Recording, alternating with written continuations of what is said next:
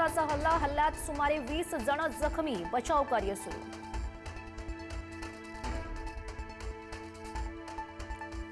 पंतप्रधान मोदींचा इराणच्या राष्ट्राध्यक्षांशी फोनवरून संवाद. युद्धामुळे जागतिक पुरवठा साखळीवर होणाऱ्या परिणामांसंदर्भात व्यक्त केली चिंता.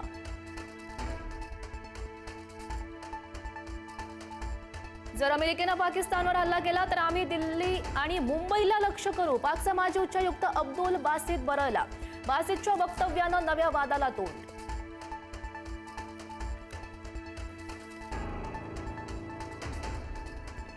उद्यापासून अधिवेशनाचा शेवटचा आठवडा अशोक खरातच्या मुद्द्यावरून गाजण्याची शक्यता.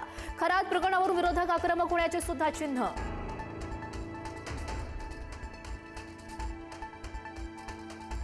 अशोक खरातचे धागेदोरे थेट मंत्रालयापर्यंत. 3 मोठ्या IAS अधिकारी खरातचे भक्त असल्याचं समोर. अटक होणार असल्याचा अंदाज येता अधिकाऱ्यांशी सल्लामसलत. शिर्डीमध्ये बैठक झाल्याची ही माहिती.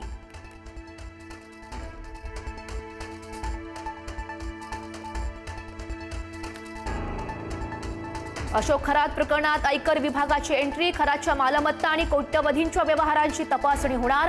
देणगीदार, भागीदार आणि आर्थिक मदत करणारे रडारवर. खरातची उद्योग क्षेत्रातही कोट्यवधींची माया.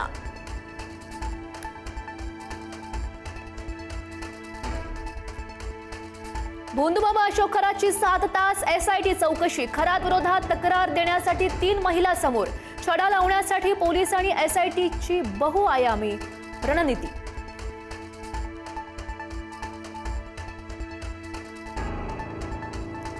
आज रंगणार 68व्या महाराष्ट्र केसरीचा अंतिम सामना. पुण्याच्या वाघोलीत कुस्ती स्पर्धेचा आखाडा.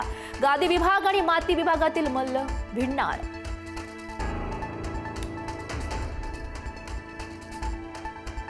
आज ट्रान्स हार्बर आणि पश्चिम रेल्वेवर मेगा ब्लॉक. ठाणे ते वाशी दरम्यान मेगा ब्लॉक. पश्चिम रेल्वे मार्गावर मध्यरात्री जम्बो ब्लॉक. काही लोकल रद्द.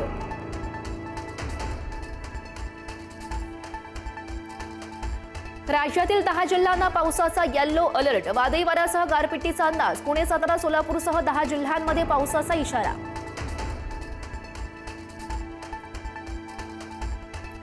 मुंबईमध्ये उद्यापासून 2 दिवस उष्णतेच्या लाटेचा इशारा. मुंबईमधलं तापमान 35वर. शुक्रवारपासून मुंबईच्या तापमानामध्ये वाढ. तर कोकणात 22 ते 25 मार्च दरम्यान उष्णतेच्या लाटेचा येलो अलर्ट. पुण्यातील जांभूळवाडी पुलावर 7 ते 8 वाहनांचा भीषण असा अपघात. गाडीचं नियंत्रण सुटलं आणि पुलावरचे डिवायडरही तुटले. सुदैवाने यामध्ये जीवितहानी नाही. वाढवण बंदराला विरोध करण्यासाठी उद्या मुंबईमध्ये मच्छीमारांचा मोर्चा. वाढवण बंदर कायमस्वरूपी रद्द करण्याची आंदोलकांची मागणी. पर्यावरणास घातक 4थी मुंबई योजना तात्काळ थांबवण्याचंही आवाहन. संभाजीनगरच्या नारेगावातील गर्भपात प्रकरणात धक्कादायक माहिती. 12वी पास वॉर्ड बॉय चालवायचा गर्भपात रॅकेट. युट्यूबवरून लिंगनिदान करण्याचं प्रशिक्षण घेतल्याचं निष्पन्न.